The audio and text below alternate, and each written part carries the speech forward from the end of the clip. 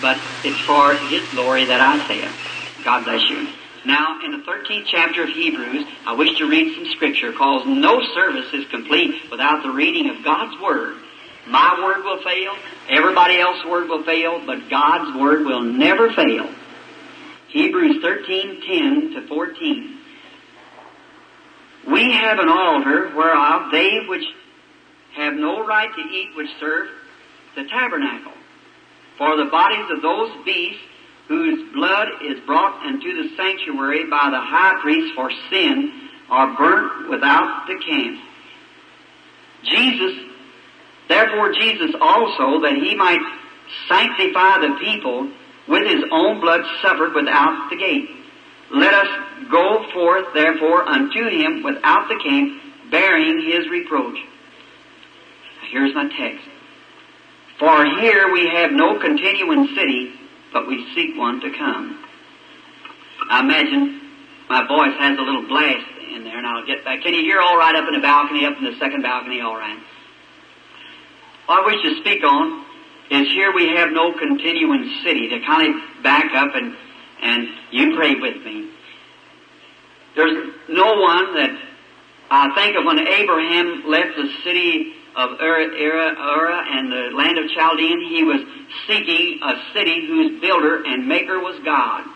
Now there was something in Abraham that he could see that great city of Ur, and he knew that that very thing that made people colonize together, there was bound to be a city somewhere that was typed off of.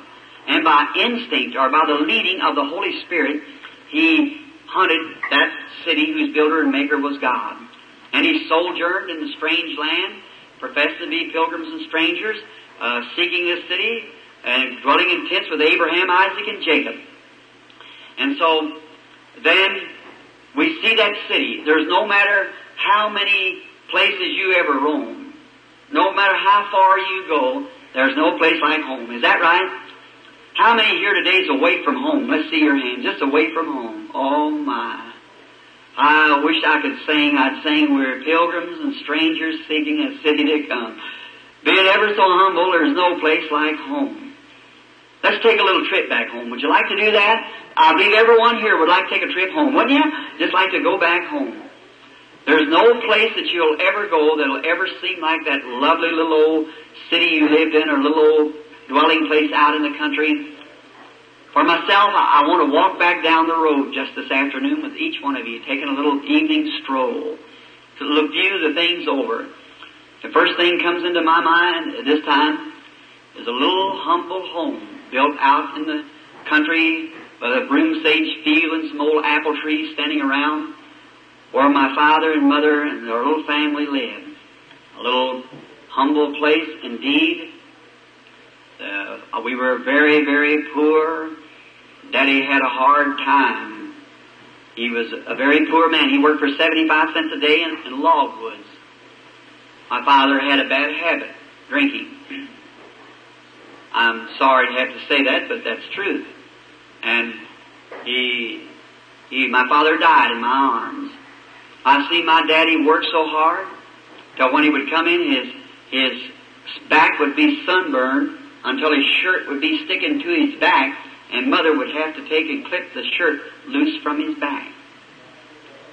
I don't care what he done. He's my daddy. I'm not ashamed of my father. I love my daddy. He's gone on today, but he's still daddy. And young people, remember, if you're fortunate enough today to have a daddy and a mother living, love them, honor them. The hour will come, and you'll think they're the greatest people in the world if you don't now. And don't never, little fellows, don't never give this slandering word, old man and old woman. That's not the old man and old woman. That's daddy and mother. And some of these days when they go out of the room, the casket of flowers, you hear them lower down in the ground, the pastor say, ashes to ashes, and it won't be the old man then, or it won't be the old woman. It'll be mother, and you'll be wringing your hands and crying. That's right. Now, while she's a-living, give her flowers now, and give Dad his flowers. That's right. Now, and the best flower you can give him is obey him. And that's the first promise in the Bible, the first commandment with promise. Honor thy father and mother, which may lengthen the days upon the earth that the Lord giveth thee. My daddy worked on a farm. I remember Mother, the furniture we had in the house was old hickory-bottom chairs. How many remembers the old hickory-bottom chairs wrapped? Well, I'm not the only country person in here, am I? And we had an old kerosene lamp with a big old hoot owl on the chimney. Remember that old owl? It used to be the one I had to clean it because my hand was so little. I could clean the chimney. And we had an old cook stove in the kitchen, and Pop would cut the wood, and we'd bring it in and lay it behind the stove, and us little kiddies would help him saw it up. And we had a table, and behind the table was a bench.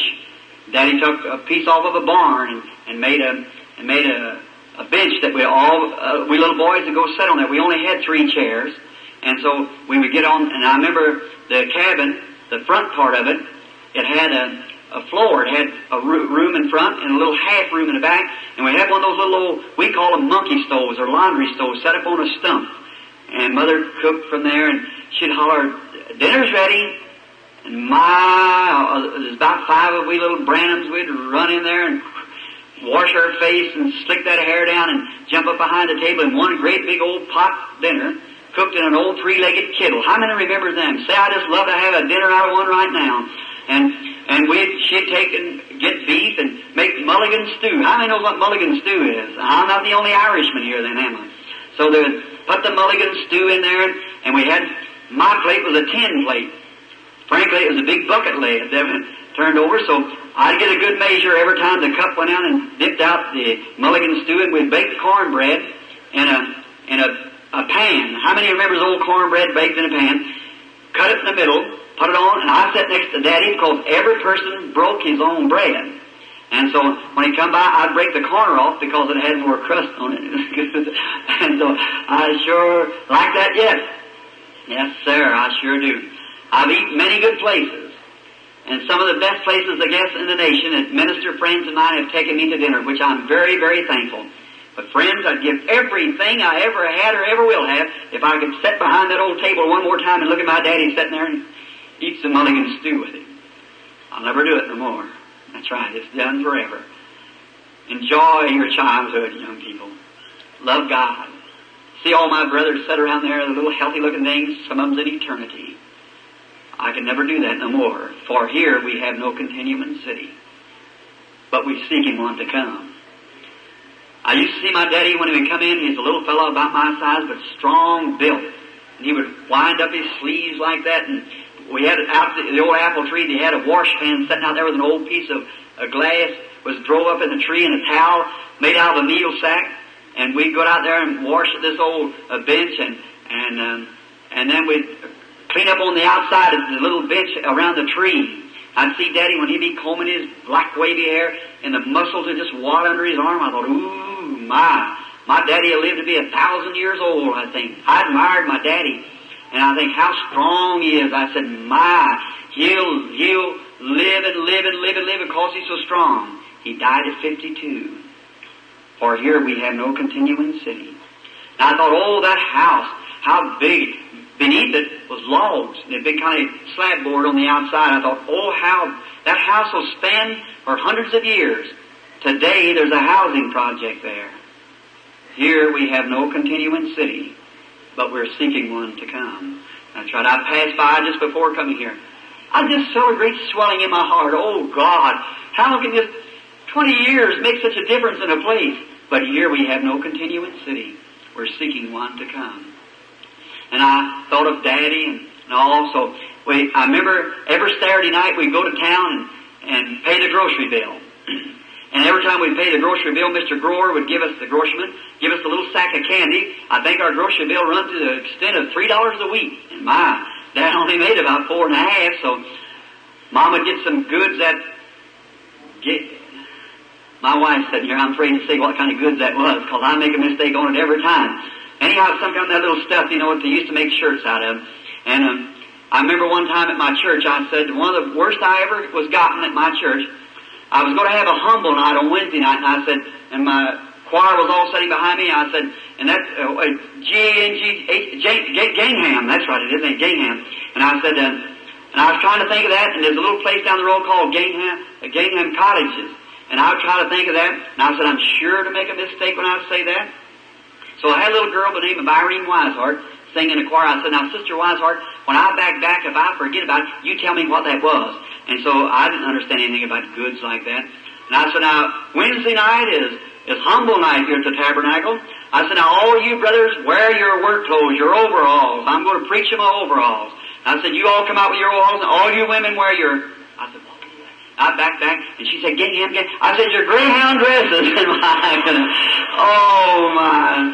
That was about the worst I ever was gotten. And everybody started laughing at me, and I thought, well, I guess I done said it. So I said, ever what that goods is like on this little cottage down here. Then one night, I was run home, I was patrolling. I used to carry those great big old red handkerchiefs. When you hunt, you know you have to have a red handkerchief. And I carry one in my pocket, and one night I run in, we lived in a little 2-room cabin, and I run across the street real quick to church. I was late, and I run across the street real quick, and I dressed in the room and changed clothes. And I was over there just preaching away, and I got to perspiring. I reached back and got this handkerchief, and I started shaking it like this. And I looked at that big old red handkerchief. I see my wife look at me, and I said, oh, well, I said, I'm afraid of them little ones, afraid I'd swallow it. And that was about a few of the worst I ever was gotten in church. But I remember Daddy would take us down on Saturday night and pay the grocery bill and get those little old sack of candy. And we had a little old Jersey wagon. You all call them out here buckboards, I believe, or whatever. And they put some straw in the back, and it'd be cold, and we'd wrap up in blankets and go down, and it'd be spitting snow, and they'd pay the grocery bill. All these little Irish sitting out there waiting, for this candy to come. Then we'd come out, and that candy had to be equally broken among every one. If there's one stick over, it was broken into so many pieces. To be sure, every little blue eye was watching right at it, to be sure he never got cheated. So we'd sit and eat that, and I'd play a little trick on him. We wouldn't eat it, couldn't chew it because it was too valuable. That old stick candy, we'd suck on it a little while and hold it, wait a little while, rest up and suck on it again. Well, I remember I used to play a trick on them. I'd suck on my piece for a while and wrap it up in a piece of paper and put it in my pocket, and I'd have some for Monday. I'd suck on it again and tell all the boys, don't you wish you had some? And I'd just put that piece in the dirt and candy roll and they was good. Now, I guess I could go tomorrow and buy a whole box of chocolates, Hershey's, if I wanted to, but it would never taste like that. That's the real candy. And I remember those old days and how glorious they was, and how that going to school, when school days come along, we went to school, we didn't have any clothes to wear, hardly, just enough that we possibly legally could go. I remember going to school all winter long with one of Mom's shoes on and one of Pop's.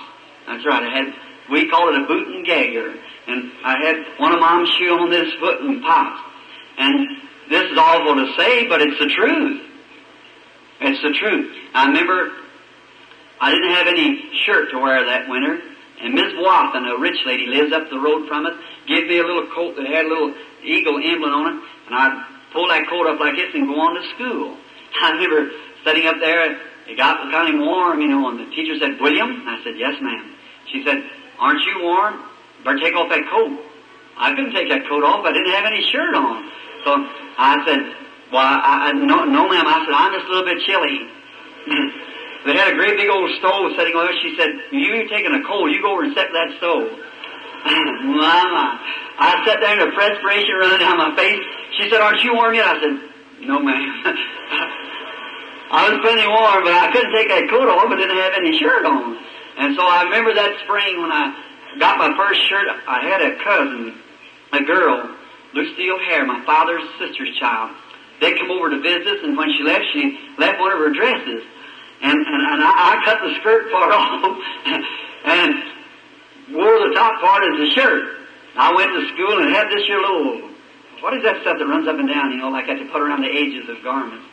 Rickety-rackety or whatever it is. I missed that.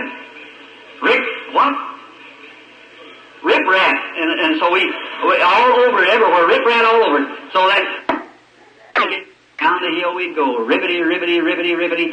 Well, we wasn't sliding like the rest of the boys, but we were sliding anyhow.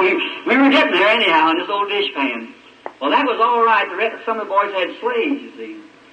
So, after a while, the bottom come out of it. So we had no more slave. We went out to the river, and I got me a big old log, put a wire on it, and pulled it up top of the hill. And we'd get on this log and ride down the hill. I never will forget an event taking place there. There's a boy named Lloyd Ford. Brother Grimm, everywhere you're at, my associate pastor's here somewhere. Lloyd Ford, he got him a job. That was the time of the World's War.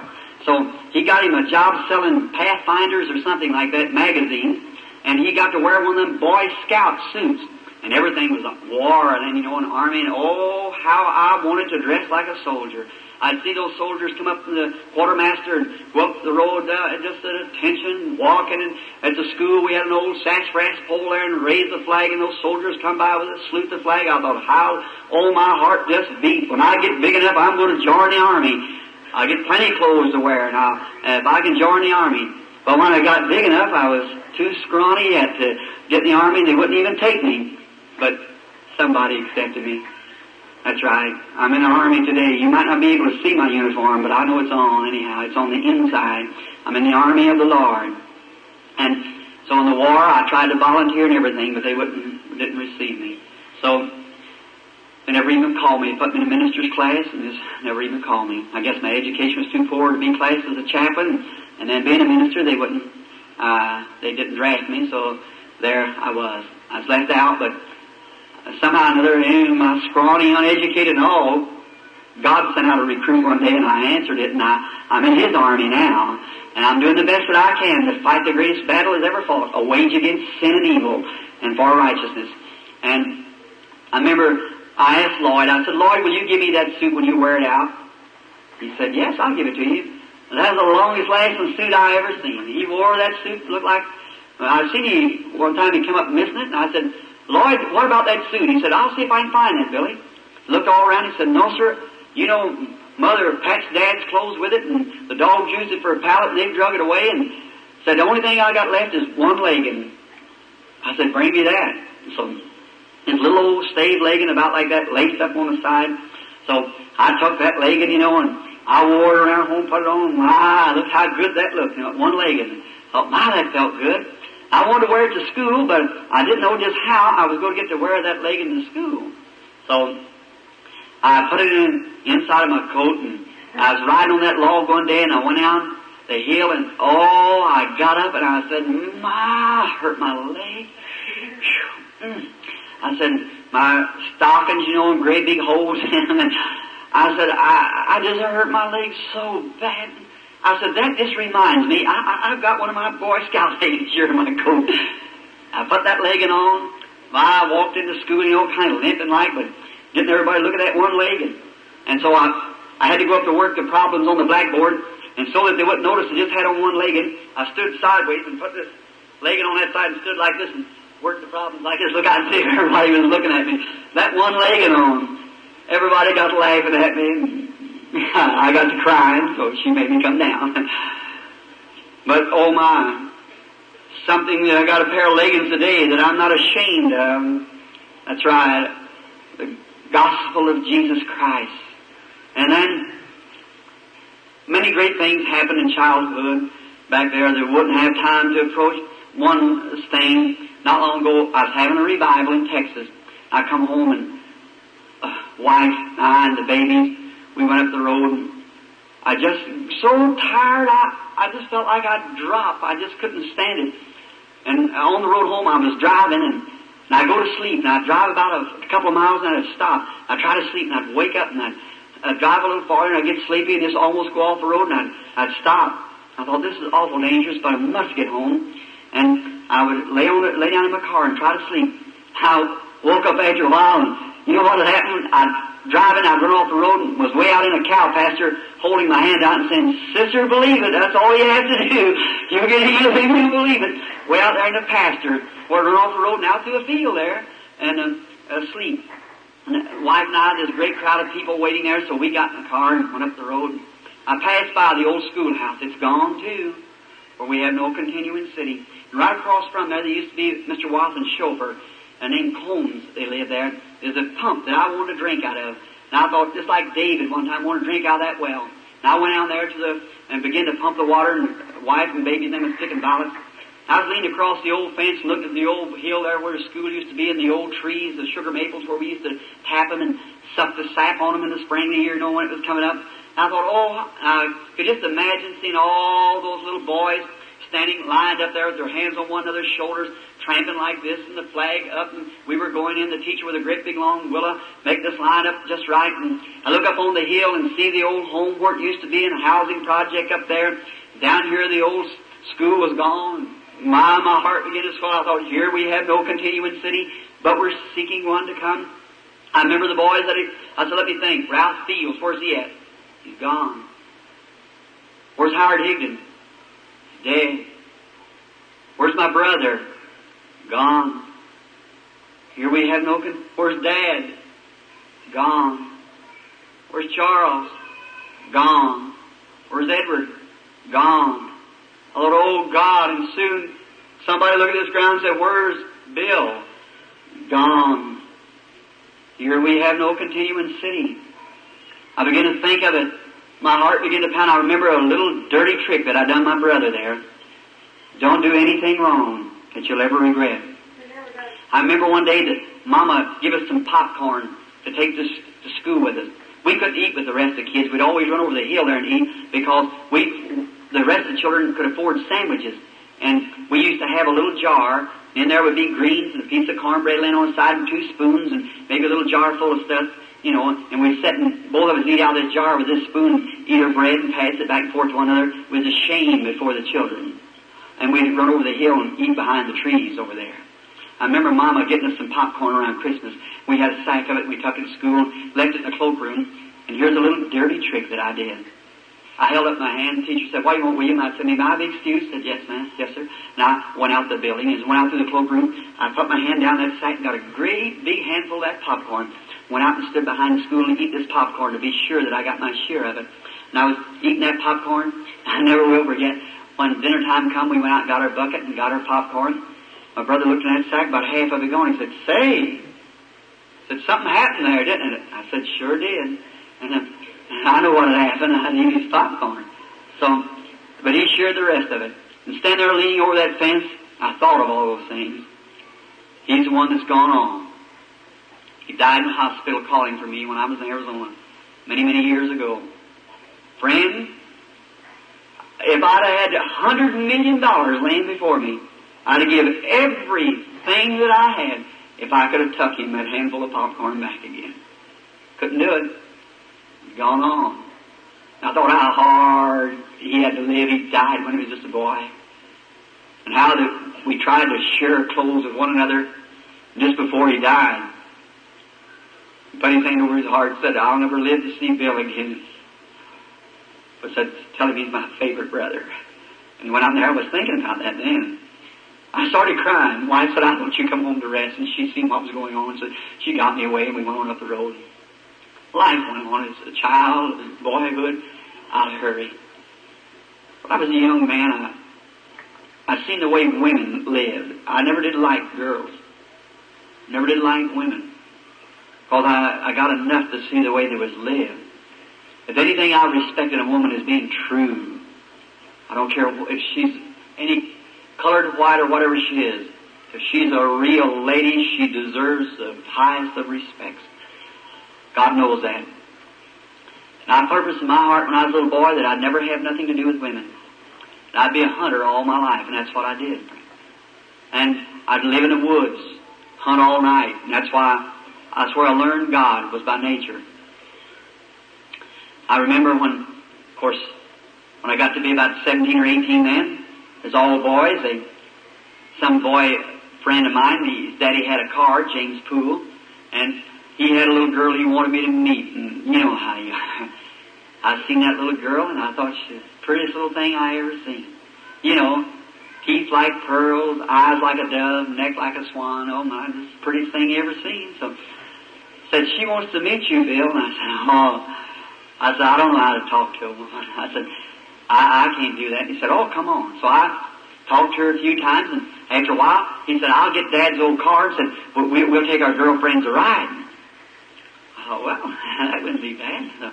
So we went out. We stopped down there to get some sandwiches, and I went in and got some Cokes and some sandwiches, and come back out, and we ate the sandwiches, and I took the Cokes back, the Coke bottles back.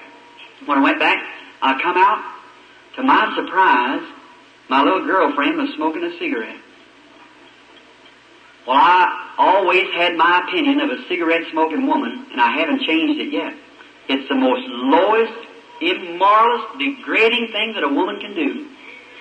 I'm not here to preach the gospel in that manner. Your preacher will do that. But women, if you do smoke, for mercy's sake, get away from it. How cheap it looks in a woman that'll smoke a cigarette. My, it's the cheapest thing. I'd rather see her drunk anytime. And listen, you talk about a sabotage. Don't you worry about Russia coming in and getting us. Russia ain't going to hurt us. We're hurting ourselves. It's our own moral decay that's hurting us. We're corrupting ourselves.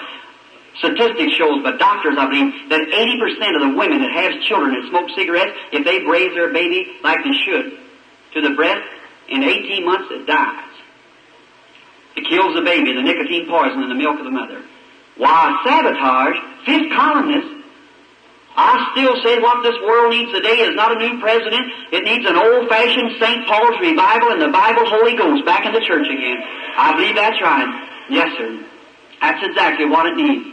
And the women, how they would smoke, and I thought that was terrible to see a woman smoke. Well, that just broke my heart.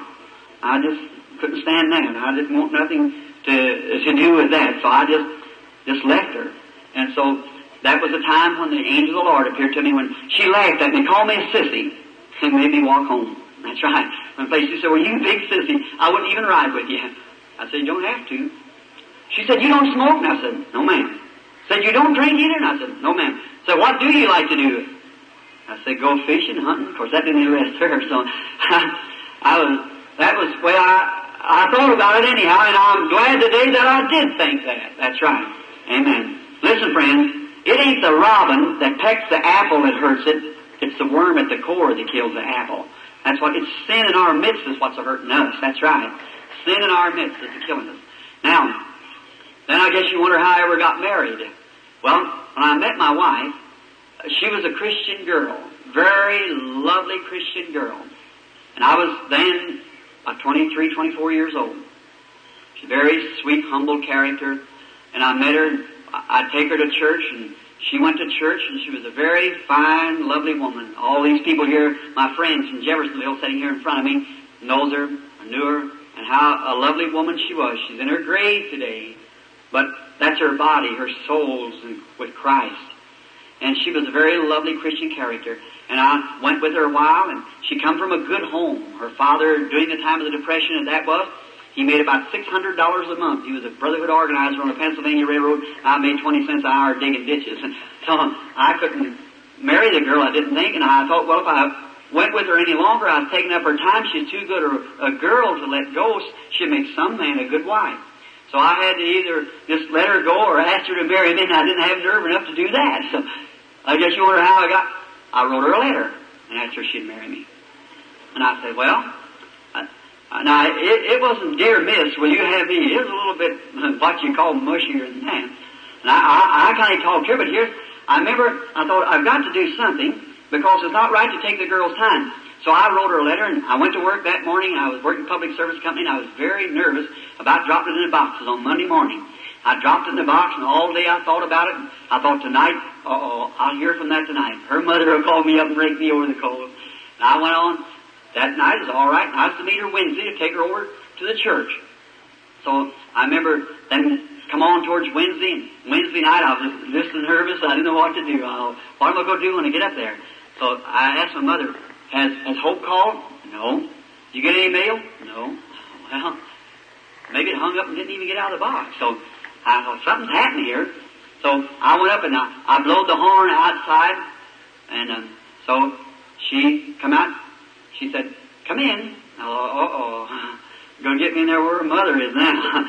And then I'm really going to get it. So I said, are you about ready? She said, let's walk to church. Oh, my. So I said, all right. And I went in, and Miss Brumback looked at me and said, hello, Bill. And I said, how do you do? So I was just nervous as I could be. So I thought something's going to happen any time. You know how you feel when you're on them strings. So we went on out, went to church. Honest, I didn't even hear what Brother Davis said that night. He just preached away, and I didn't know what he said. I was scared something was going to happen. And I looked at her and I thought, oh my, isn't she pretty? She's going to tell me this is all of it, sure as the world, because I can just tell it. I said, I know she's going to tell me, stay home, after time. So I had it all fixed up what she was going to tell me, and after church was over, we started walking back a pretty moonlight night. We was walking down the street, and I looked up to see the moon shining down through the bushes. Went on, I looked at her and I thought, my, I hate for this to be the last night, but I guess this is it. And I walked on, and I said, how are you tonight? She said, just fine, how are you? I thought, hurry up, lady, tell me something before I faint. Don't get too close to home. We walked on a little farther, and I said, sure pretty nice. She said, yes, it is. I thought, well, wait, hurry up, say something. Women can just keep you like that anyhow, under that suspense. And I walked on, I thought, well, getting pretty close to home. I said,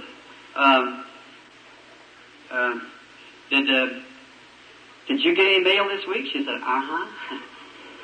That was all. I said, did you get my letter? She said, uh-huh. My. I was certainly burning energy then. I said, well, I said, did you read it? She said, uh-huh.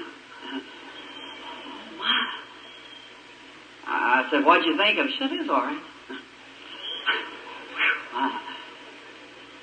And I said, did you read all of it? She said, yes, I read it all. I said, what'd you think of it? She said, it was all right. Well, we got married. I don't know how. We just got married. So, the next strain come when I had to ask her mother and daddy. Well, I knowed it was appropriate to do that. So I never will forget Charlie Brumback. He may be sitting right here this afternoon for all I know. And her mother was a very princely sort of a woman, fine woman, but she belonged up in the ranks, and so, but Charlie was just a good old humble brother. I thought I better ask him and let him ask her, you see. So I thought I'd get by the man better than I could talk to the women anyhow. So I said, one night I was leaving, Hope said, have you asked Dad yet? And I said, no. She said, well, you ought to. I said, I know I should, but I said, I think it'll be all right. So when I went to leave that night, he said, see you later, Billy. I said, Charlie, I said, could I talk to you just a little bit? I said, come out here just a minute. Walked out a portion, I was just sweating and shaking. He said, I said, Charlie, I want to ask you something. He said, oh, you can have her, Bill. Go on and speak to her. Oh, I love him to this day. I said, Charlie, I can't make her a living like you do. I can't give her clothes like you can buy her. But I promise you this, I love her with all my heart. I'll work till my hands bleed to make her a living, and I'll be as true to her as I know how to be. He was a German, he put his big hand over on me and said, Bill, I'd rather you would have her and be good to her than somebody that had a lot of money would treat her mean. I said, thank you, Charlie. We got married. We didn't have nothing to start housekeeping on. The only thing we had, I tell you what we had, a little old place where I rented. My rent cost me $4 a month. And I went into a little old place there, and somebody gave us an old-fashioned folding bed. You remember that old folding bed? Straw mattress, straw tick on it. And we had a little old table we bought from Sears and Roebuck, and chairs. We had to paint it ourselves. And so I painted it, and we had 2 linoleum rugs, got from John Jobbers.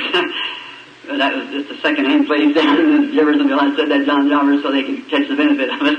And so we got, I think they cost $1.25 a piece. And I went over to Mr. Weber's, he's a junk dealer, and bought a cooking stove. And I give him $1 and something for it, and I had to pay $1.75 for grates to put in. I got an ice box from the Public Service Company for 50 cents when they took it on swap. We went to housekeeping. But friends, it was just this paradise on earth. We had each other. I'd become converted in that time, become a minister, and was preaching, and I loved the Lord with all my heart, and we loved one another, and that's all we cared for. And listen, happiness does not consist of how much of the world's goods you own, but how contented you are with the portion that's allotted to you. That's right. Remember that. That's all we had. We were happy and lovely. I had a little church there they built for me. The little tabernacle stands today yet as memorial. And great crowds of people come from far and near around the country to hear the simple gospel. And we were just doing wonderful. And I remember a lovely little boy was born into our home. I called him Billy Paul. I want him to be with me in the next meeting to Carl's dad as soon as we leave Arkansas here. And so he's 14 years old now. And a little later on, 11 months come along, another lovely little sweet thing by the name of Sharon Rose.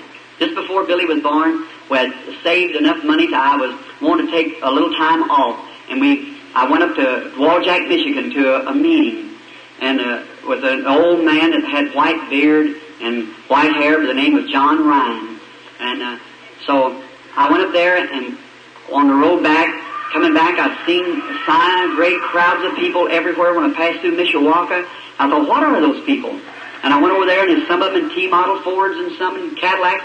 And they told me that I couldn't get no place to stay. And they said, there's a conference going on here. The Pentecostal people are having a conference. The PA of JC, I believe it was PA of JC, denomination of Pentecost, call that.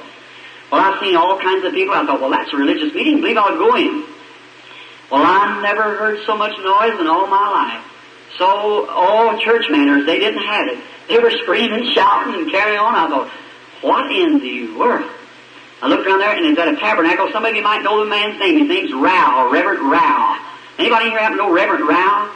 And yes, someone here knows it. Reverend Rao. It was in his church.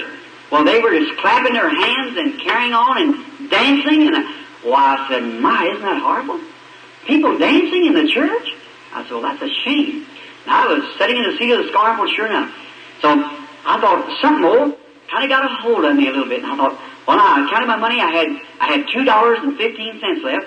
And I went out and thought, well, now, I can't stay in a tourist court because I ain't got the money. But I'm going to stay over, just got enough money to buy my gasoline to get home. So I went out that night and slept in a cornfield. And I didn't have very good clothes. And the next morning, I went to the service, and that day, all my ministers preaching. And how I noticed that night, because that every preacher comes to the platform, 150 more preachers come up to the platform that's having a conference, international conference. And they were all sitting on the platform. He said, we haven't got time for all of you to testify. I went up. He said, just say who you are and where you're from. And he come to me, I said, Evangelist, William Branham, Jeffersonville, sit down. Well, come to find out, I was the youngest minister in the group at then. So then, that night I thought, they was bringing all kind of preachers, and it shows an old colored man to bring the message for that night. Real old, just a little rim of hair around his head. He had an old preacher's coat on, that velvet collar, kind of that cutaway coat. Poor old fellow come out to the platform like this. Oh, I felt so sorry, I wanted to get up and help the old man. And he'd come out, and they had to have the conference up there on account of not having it in the South, because they had both colored and white together. And the old fellow was standing there, and all the ministers that day had been preaching on what Jesus done and so forth. But he took his text over in Job, somewhere there, where it said, where were you and I laid the foundations of the world, and when the morning stars sang together and the sons of God shouted for joy.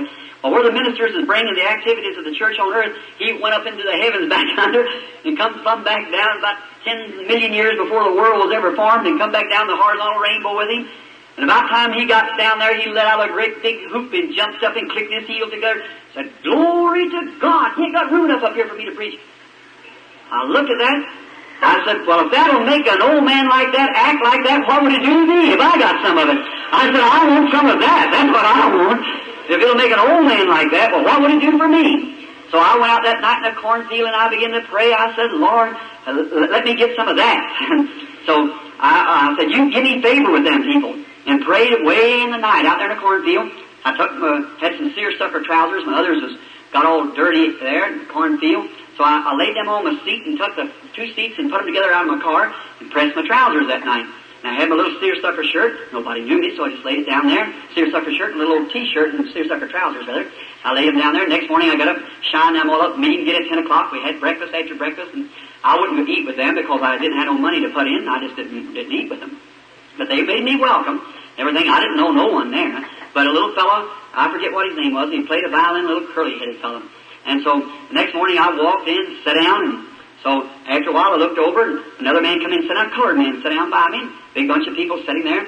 So I was sitting there, and they said, we're going to begin the services, and they was talking, making their, selling literature and whatever they had. And he said, there was a minister on the platform last night by the name of Branham from Jeffersonville. Said he was the youngest man on the platform. We want him to come up and bring the morning message. Mercy. Well, I'd never even seen a microphone. They had a microphone there. I thought, what? Well, I couldn't. Seersucker trousers and T-shirts. I just hunkered down real low like this. He announced again, said, anybody know where William Branham of Jeffersonville said, we want him to come up and bring the message. 1,500 people nearly sitting there. Not me before that. I just sat back there. No, sir. I was too countrified to get up there. So I just sat there real low. And so, and he announced it 2 or 3 times. Said, anybody on the outside, we're paging for William Branham. I thought, something told me, said, that's what you prayed for last night. If you want to get acquainted with them people, get up there. Lord, I can't do that. Seersucker trousers and T-shirt. I said, no, So I was sitting there, and when he announced again, this colored man looked over me and said, do you know that man? Oh my. Talk about on the spot. I said, I know I had to lie or something, or tell him. I said, look, fella, look, I keep this to yourself. I said, I'm he, see? But he said, well, get up there, white man, get up there. I said, no. I said, I got on, look at these pants here. He said, them people don't care what you got on, they want to hear you. I said, look, I can't get up there. I said, I don't, you just keep still. And he said, if anybody knows where, he said, here he is, here he is. Here he is. I thought, oh my. I could just feel my heart, boy, my knees real weak and my arms look like it's going to drop off. Well, this looked like something picked me up, and here I went walking up, just as conscious, seersucker trousers and T-shirt. I got up there and I said, folks, I don't know very much about, before them preachers who could really preach, oh my. I said, I just want to say that I love Jesus, and you know, started like that. And so he said, I started to walk off, and he said, speak a little for us, Brother Branham. And I turned over and I said, I just don't know what to say. And I had to think of a text. And then he cried, the rich man that, when he lifted up his eyes in hell. And I took that text, and then he cried. And I got to speak it, and the first thing you know, something hit me. I was lost out of this world for a while. And everybody got to screaming. I went outside when the service was over, and a great big fellow from Texas with cowboy boots on and a big cowboy hat said, I'm a preacher. I thought, well, brother, my seersucker trousers are not so bad after all. You know, cowboy boots and a big cowboy hat to be a preacher. And he said, I heard you say you was an evangelist. I'd like to sign you up for a couple weeks revival down in Texas. I took his name. I said, oh, my Lord, you're just doing great things for me. I took that all down, you know, a little bitty fellow with these little golf-playing trousers on. Walked up and said, I'm from Florida. I'd like to have you over there for a couple weeks. My, I seen it just common people, after all. So, first thing, a woman come up the Indian reservation, wanted me to go there. Well, I had enough invitations last me about a year. I jumped in that old Ford, it had backslidden, down the road I went. I rushed in home, wife met me, you know, and I said, oh, honey, I got something to tell you. I met the cream of the crop. I said, my, people who just scream and shout and jump up and down, they're not ashamed of their religion. I said, my, the best you ever seen. She said, where are they at? I told her, I said, look here, I got a whole stream here. I said, my, I can just preach and preach and preach it. And you know what? They accepted me. I said, is that right? I said, look, I'm going to quit my job and start right out. She said, well, we haven't got any money. I said, how much money we got? I said, we got that $12 in there, payment on the Ford. I said, well, you know, the Bible said, don't take anything when you go. See? Don't take any script, or if you got 2 coats, give one to your brother. He said, I'll be with you. I said, that's what, I said, when you go with me, she, bless her heart, she said, yes, I'll stick with you.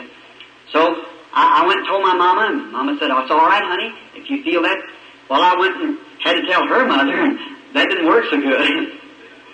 She said, William, she said, she's your wife.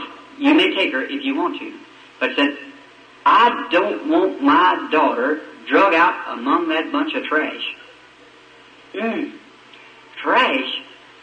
Friends, I've found out this, that what she thought was trash is the cream of the crop. That's right. And I say that with respect. Said, out like that, we're all that carrying, screaming and carrying on like that. So won't you go on up there and be a pastor, and someday they'll build you a parsonage, and, well, that didn't, oh my. So Hope began to cry, and so I said, well, she said, I'll go with you, but anyhow, I didn't want, she said, how it would have hurt her, so I just let it go. Went on.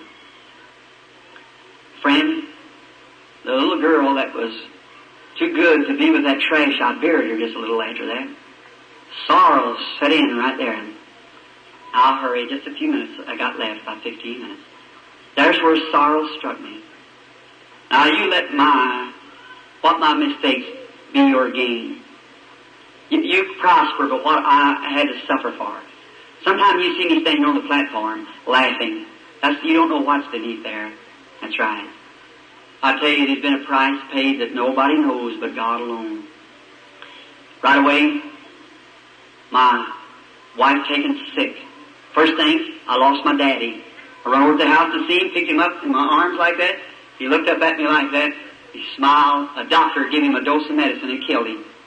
One overdose of strychnine for his heart, and it killed him. Of course, there's nothing said about that. And the undertaker covers up the doctor's mistakes anytime. Nothing that I've got against doctors, but I say there's nothing said about that. But some woman here not long ago trusted God out in California for her baby, and it died. And every newspaper and magazine packed it across the country. And at the same time, where one didn't have faith enough for deliverance, everybody criticized that, all the magazines and papers. And God heals thousands, and you have to pay them to put it in the paper or something like that. But look here, let me tell you something. The Bible said, "Come, let us reason together." Is that right? Listen, the same time that picture was being packed across the country, telling people that divine healing can't be trusted and everything like that, the doctor lost thousands times thousands of cases, and there was nothing said about that. Isn't that right? Listen, come reason together. Salt's for the goose is for the gander too. Let me tell you, if one person being lost by divine healing with not enough faith to recover, and it's all branded as fanaticism, then if the doctor loses one case, branded fanaticism. Sauce for the goose is for the gander. Is that right? That's right. But friends, what medical science and ministers ought to get together and cooperate together and know we're all working for the good of the people and for the glory of God and work together. That's what we ought to do. But anyhow, my father, he was killed then with this doctor, giving him an overdose of medicine, and it killed him.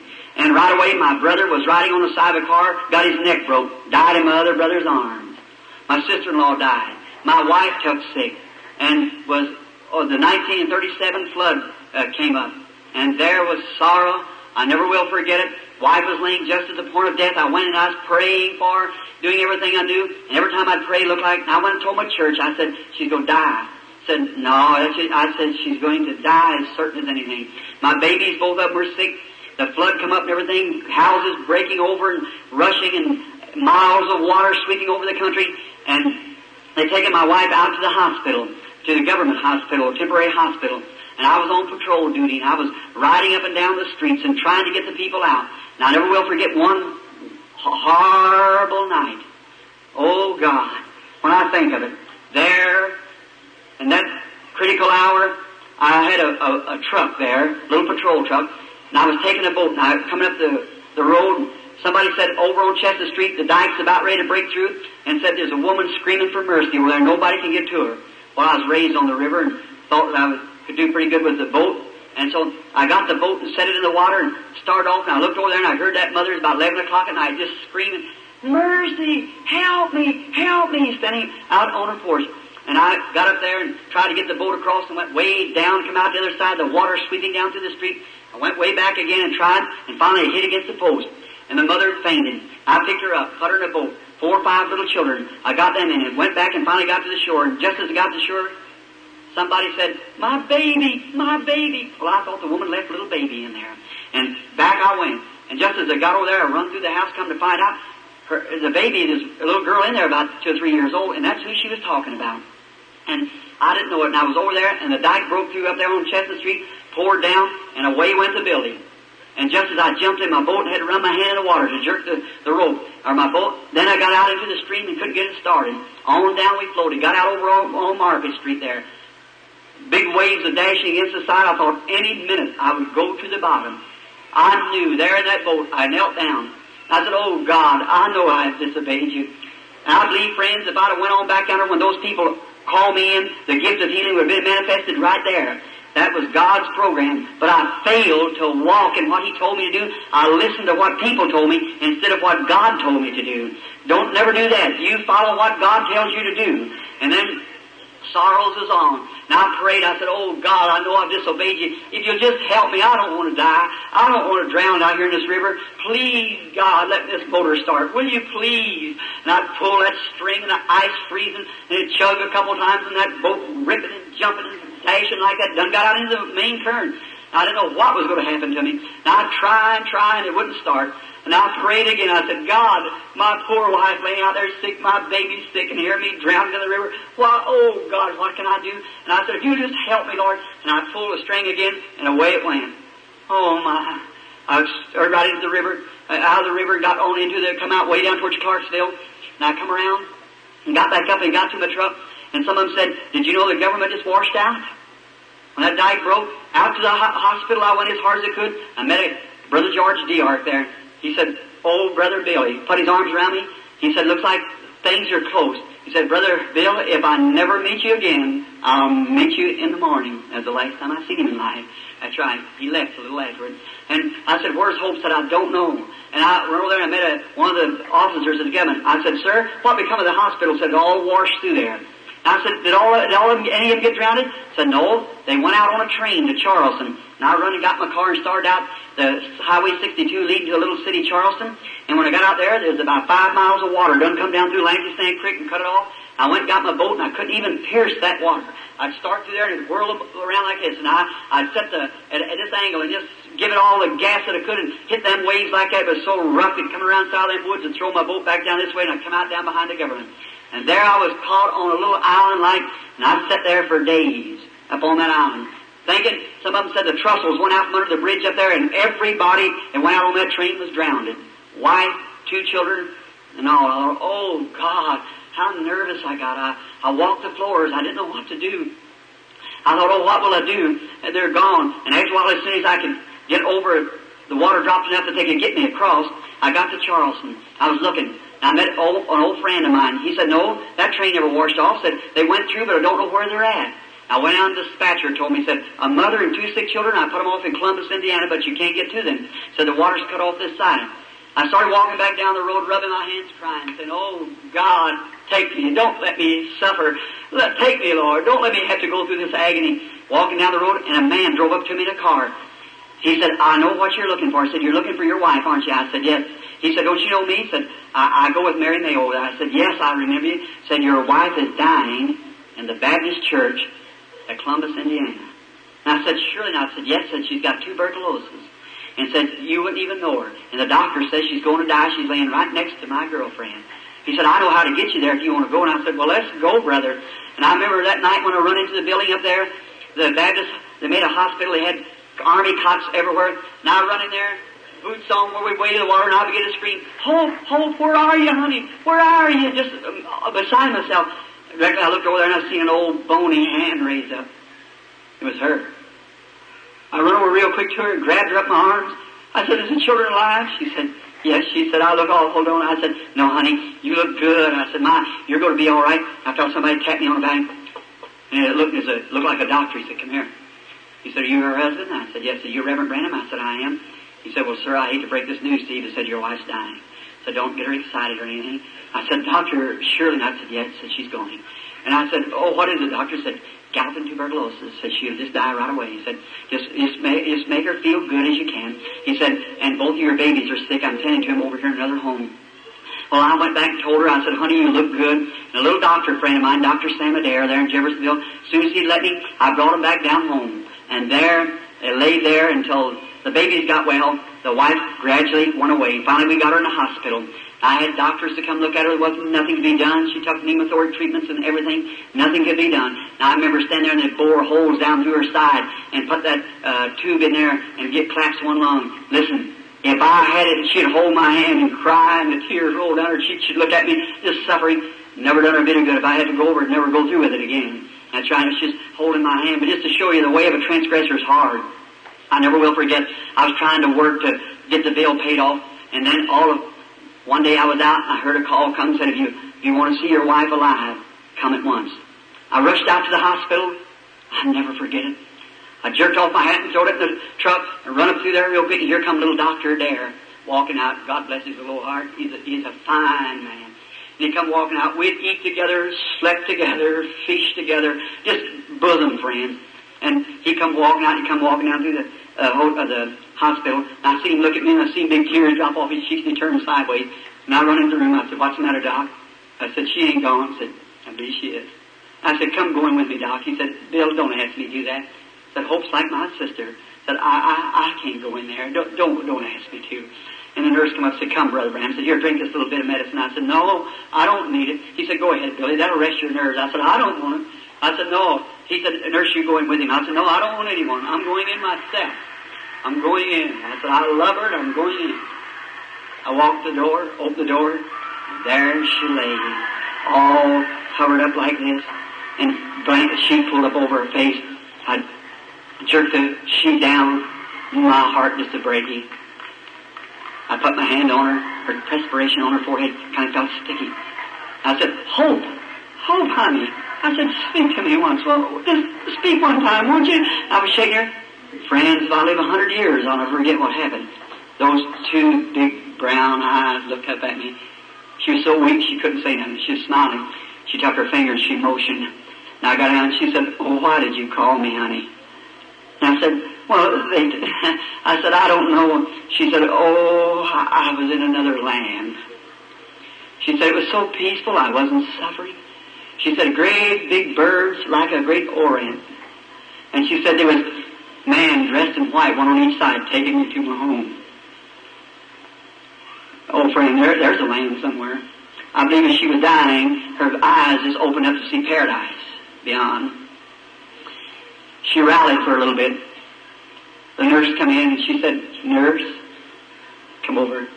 She said, "I hope when you get married you have a husband like mine." I said, "Oh, honey, I haven't done that." She said, "Oh, bless your heart." She patted me on the back.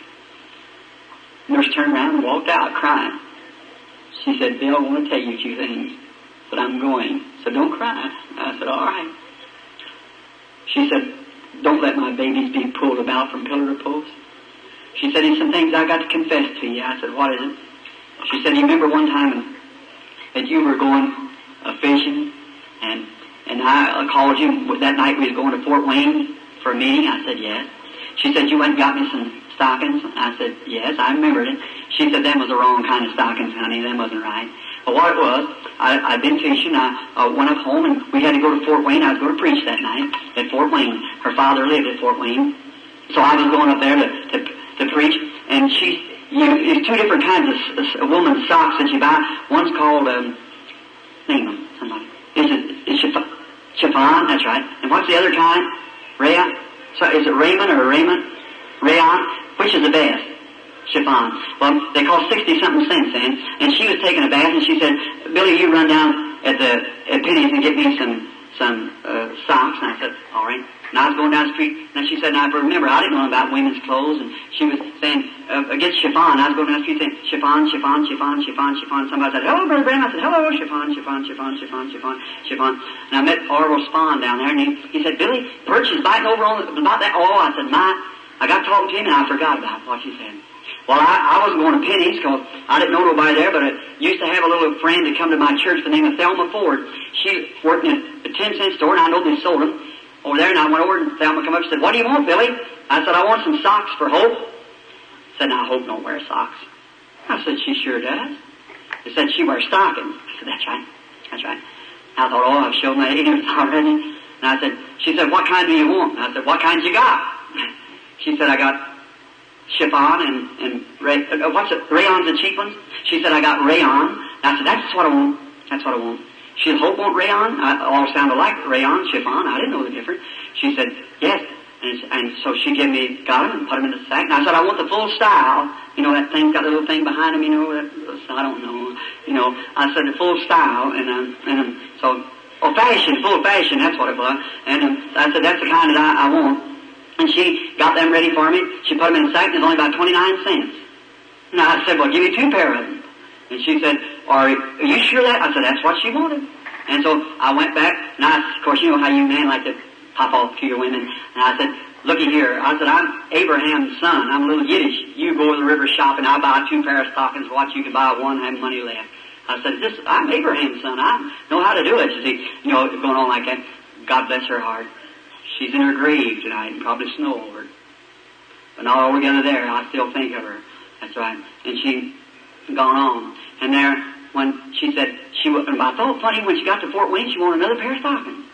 But she was lady enough not to say it. And she told me, she said, Billy, I give them to your mother. They was for an older woman than me. And I said, well, God bless you, honey. I didn't know that. I said, that was all right. She said, you remember that time you wanted to go hunting so bad and we was in Louisville, you seen that little 22 rifle that you wanted, and it cost $3 and something to pay down on it, and you didn't have the money to pay on it? It's been about 2 years ago. And I said, yeah, I remember that. She said, Bill, I've always wanted to buy you that rifle. She said, I won't be with you but just a few minutes longer now. But she said, when you go home, look up on top of the old phone in bed under that paper. I've been saving nickels to buy the rifle. She said, will you promise me you'd buy it? Oh, my. When I went home and found that $2 and something laying there, like to kill me. I said, sure. I said, honey, you're not going, are you? She said, I hate to leave you, but said, I must. She said, I don't mind it. She said, it's all right. So now another thing I'm going to ask you. Don't stay single. I said, oh, don't ask me. She said, promise me. Promise me that you won't stay single. My children have a home to go to, not be drug around everywhere. I said, honey, I can't do that. And she said, promise me. Well, she said, I can go a little easier. And she didn't mind more than you mind taking a drink. She said, I just said, I hate to leave you and the babies, but she said, oh, Bill, it's so wonderful to go like this. And I said, well, I'll do the best I can. And she said another thing. She said, you realize why I'm going, don't you? Oh, that's what hurt. She said, if I wouldn't have listened to Mama and listened, said it would have been different, wouldn't it? I said, that's right, honey. I said, oh, what will I ever do? She said, do this. Don't be ashamed of this Holy Ghost religion. She said, it's the greatest thing in the world to die by. She said, stay and preach as long, and said, promise me you'll go right out into the fields where we were supposed to go. And said, promise me that you'll do everything you can. Said, and tell everybody that it's glorious when you get ready to leave here. It's wonderful. And I said, oh, honey, it's so good to see you go like that. And she said, I said, where do you want me to place you? And she said, you take me up on the hill. I said, I'll take you out to Walnut Ridge. And I'll bury you there at the hill, your body. And I said, honey, I promise you, I'm going, if God will spare me, I'm going right out into the field and I'll never stop until the last drop of blood or life is gone from my body to do, or try to make an atonement. And I said, I'll do everything that I can to live right. I'll do right. And I said, look. And she said, goodbye. And I said, are you going? I said, look, on that morning, I said, so we'll be able to get together now. I said, if on that morning I want you to go to the east side of the gate. And I said, I want you to stand there. And it'll be terrible down here. I said, if I die before he comes, I'll be sleeping out there. I said, we'll get together. But if I'm somewhere on the field and be taken up, I said, you go there and wait for the children and stand there to the side of the gate. And then when you see Abraham, Isaac, and Jacob coming in, start screaming, Bill, Bill, just as loud as you can. I said, I'll answer you there. She raised up her feeble hands. I kissed her goodbye. That was my last date with her. I'm on my road. That's right. Someday, I shall go. When we took her down to the funeral parlor, I went home. I couldn't be satisfied nowhere. I went over to Mama's. I was crying. I went home. And they said, Mama said, stay over here. I said, no, I'm going home. We didn't have no furniture, but what it was ours. And so I went home to lay down. And just then, Brother Frank Roy come up, said, Billy, I hate to tell you something, son. I said, well, I was just right there. I said, that's not it. Your baby's dying, too. I said, can it be? He said, yes, it is. And away they took me out to the hospital to see my little Sharon, my little girl. I couldn't call her. I wanted to call her a Bible name. I called my little boy Billy Paul, after me and after St. Paul. And then I wanted to call the baby a Bible name. And I couldn't call her the Rose of Sharon, so I just called her Sharon Rose. And I went out to the hospital, and the doctor met me, and he said, Billy, she's dying. Don't go in there. And I stood there at the legs. The nurse turned her back, and I run down there, and I went down to where she was at. I looked at her, and there's a little thing laying there I never will forget. She's just 8 months old. And I remember I used to come home. She'd sit out in the yard, and I'd blow my horn like that, come around the corner, and she'd go, goot, goot, goot, just read. I just love those little fellows. And she was suffering so hard, to one of her little fat legs was moving up and down in a spasm, and looked like her little hand was waving. And I looked at her, and I said, Sherry, honey, you know Daddy? And I was trying to make myself strong. And I said, you know Daddy, honey? and her little lips got to quivering, and when she looked at me, she was suffering so hard, till her little eye went crossed. Oh, my. When I seen that tender little blue baby eye cross, I didn't know it then. But I understand now, there's never been a cross-eyed child come in the line. But when I think of that, there's never been one pass over the platform, but one's been healed too. I didn't know the crushing had to bring it forth, but I never think of it to see that. That little eye crossing as she was suffering so hard. And I knelt down and I said, oh, Jesus, please, God, I'm sorry for what I did. I said, don't take her from me. I love her, Lord, with all my heart. Please, God. It looked like a big black curtain come falling down. I knew she was gone. I raised up, put my hand over on her head. I said, God bless you, my darling little sweet angel. I'm going to put you in the arms of Mother. The angel is coming to pack you home in a few minutes. But someday, Daddy will see you. I raised up my head and I said, God, you gave and you've taken away. I don't know why you're slaying me. I said, yet you may slay me. I'm going to trust you. Job did. I'm going to believe you. I said, somehow you're breaking my heart. I don't know how I'm going to hold up any longer, but I said, God, I commit her little soul to you. Take it, Lord Jesus. Put it on the altar with the mother, and someday let me come to see them. And as I did that, the angels of God sweetly come down and taken away her little breath and bore her away to be with her mother. I placed her on the mother, put them down beneath the ground. When I stood there, Brother Smith, the Methodist preacher, a friend of mine, he got some clods in his hand, walked over there, and I was standing there. He put his arm around me and said, Billy, brace up, honey boy. I said, oh, Brother Smith, my soul is good. I don't know what to do. And I heard him say, with them old clods dropping up on the little casket, said, ashes to ashes, dust to dust, earth to earth. Oh, God, what can I do? Sound like the wind blowed down through the pine trees. It sounded like I heard a song saying, there's a land beyond the river that we call the sweet forever, and we only reach that shore by faith degree. One by one we gain the portal there to dwell with the immortal. Someday they'll ring the golden bells for you and me. I turned from the grave, broken-hearted, went home. I couldn't rest. Days passed. I could give up my wife, but that baby, it was a choice in my heart. I didn't know what to do. Little sweet girl. And then I thought, oh, what will I do quickly now? One day, I was working for the public service. I climbed up a pole early one morning to take off a pole meter. I was standing there and I was singing, on the hill far away stood an old rugged cross. I happened to look as the sun come up, me hanging there on that pole working on these cross arms. Looked out on the side, and there looked like my figure wiggling on that, looked like a cross out there. I thought, oh, Christ of God, yes, it was my sins nailed you there. I'm sorry for what I done. Oh, I said, God, how could you ever put up with a person like me? You broke my heart, you ground me down, but what can I do? And I got real nervous. I had on a pair of rubber gloves that you lineman knows, Testford, 2300, running right by me around the primary. I thought, looky here, I can lay my hand on that primary, and in 1 minute's time I'll be with Sharon. I jerked my glove off. I said, God, I've lost my mind or something. I said, Sherry, honey, I can't stand it no longer. Daddy's coming to be home with you. I said, look, them 2300 running there, break every bone in your body, electric. I said, our Father who art in heaven, hallowed be thy name. And the first thing you know, I was sitting down on the ground. I don't know. I believe if that gift had been foreordained, that had been the end of your Brother Branham right there. But God had something else to do. He had to grind that heart out and let me know that He's the one who rules and reigns. I went home. I couldn't stand it. Couldn't work. Went over to Mama's. Mama said, honey, come in. Let me make you quiet. I said, I'm going home. I went home. It was kind of cool weather. I took the mail out of the box and went around. I was trying to batch. We didn't have much in our house. I had an old cot sitting back there. But she'd lived there with me. We'd been together. That had been our home. And no matter how little it was, it belonged to her and I. It was us. The whole thing would have been $3 worth of furniture. But it belonged to her and I. It was worth as much as any of the good homes there is in the world. Because it was ours. And I went back there in the kitchen. Cold frost coming up through the floor. And I never will forget.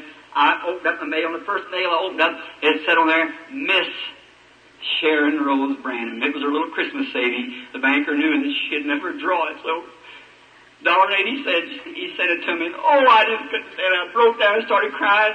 It was getting towards night. I knelt down on the floor and I started crying and praying. And what an hour. I couldn't hardly stand it. I went to sleep. Laying there, I dreamed. I thought I was out west. And when I was out west, I was walking down through the prairie and I was whistling that song. The wheel on the wagon is broken. Sign on the ranch for sale. I was whistling like that. I seen an old prairie schooner and the wheel broke down. And standing there by that schooner stood the most beautiful blonde-headed girl, her pretty blue eyes shining, dressed in white. I had on a hat and I passed by. I said, "How do you do, miss?" And put my hat back like that. And she said, "Hello, Dad." And I looked around and I said, "Dad?" She said, "Sure." I said, "Well, young lady, I beg your pardon." I said, "You're as old as I am. How could I be your daddy?" She said, "Daddy, don't you know me?" And I said, "No, ma'am, I'm afraid I don't." She said, "You just don't know where you are, Daddy." And I said, "Well, what do you mean?" She said, "Where's Billy Paul? That's your little brother." I said, "What is it?" She said, "Daddy, on earth, I was your little Sharon." I said, "Sharon? My baby?" She said, "Yes, Daddy." I said, "Remember, we're immortal here. When we come here, we're not little babies no more. We're all one age." And I said, "Oh, honey, are you Sharon?" She said, I said, "Where's Mother?" Said, "She's up at the new home." I said, "A home?" Said, "Yeah." I said, "Well, honey, there's something wrong here." I said, "Branhams never had homes. We're more or less vagabond people." I said, we don't have no home."